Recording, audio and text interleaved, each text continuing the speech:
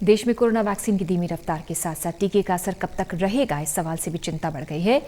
इस सुस्त रफ्तार से टीकाकरण देश में चल रहा है, उससे सवाल खड़ा हो रहा है कि एक बार वैक्सीनेट होने के बावजूद अगर फिर कोरोना वैक्सीन की जरूरत पड़ी तो क्या होगा।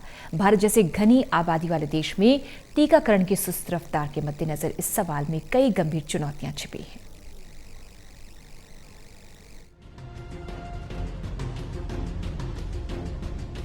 कोरोना की 2 डोज क्या किसी भी व्यक्ति को जिंदगी भर इस बीमारी से मुक्त रखेगी? सवाल का जवाब फिलहाल नहीं है। यानी एक बार वैक्सीनेट होने के बाद कोरोना का खतरा टलेगा नहीं। तो फिर भारत जैसे देश में जहां महज 0.46% तक ही जैसे तैसे वैक्सीन पहुंच सकी है, वहां इसके खतरे को पूरी तरह से कैसे दूर किया जा सकेगा? विपक्ष लगातार इस सवाल पर सरकार को घेर रहा है।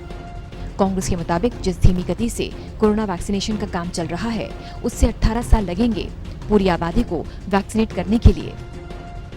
लेकिन अभी तक के अध्ययन से यही बात सामने आई है कि कोरोना वैक्सीन का असर किसी व्यक्ति में महज 2-3 महीने से लेकर अधिकतम 8 महीने तक रहेगा। करना चाहिए वो सही तरीके से करते हुए, चिंता जताते हुए प्रशासन को कहा कि क्या कर रहे हो तुम, देश में वैक्सीन नहीं दे रहे हो और बाहर के देशों में वैक्सीन बेच रहे हो, डोनेट कर रहे हो। प्रशासन ने कहा हम आने वाले दिनों में करेंगे। दिल्ली हाई कोर्ट ने गुस्सा करते हुए कहा कि you are saying will do it tomorrow, it should have been done yesterday. आप कह रहे हो हम कल, आने वाले कल को करेंगे, वो तो बीते वाले कल को हो जाना चाहिए।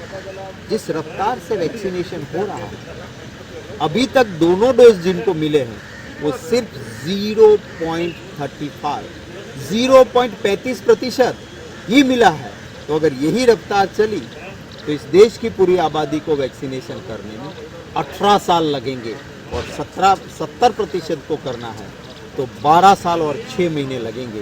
तो मैंने राज्यसभा में कहा है कि ये कोई तरीका नहीं है, जल्द से जल्द वैक्सीनेशन होना चाहिए। सवाल का जवाब फिलहाल इस गंभीर चुनौती की ओर इशारा कर रहा है कि जैसे जैसे अधिक जनसंख्या तक वैक्सीनेशन पहुंचेगी, वैसे वैसे उन लोगों को भी इसकी जरूरत पड़ेगी जो पहले से ही टीका लगवा चुके हैं।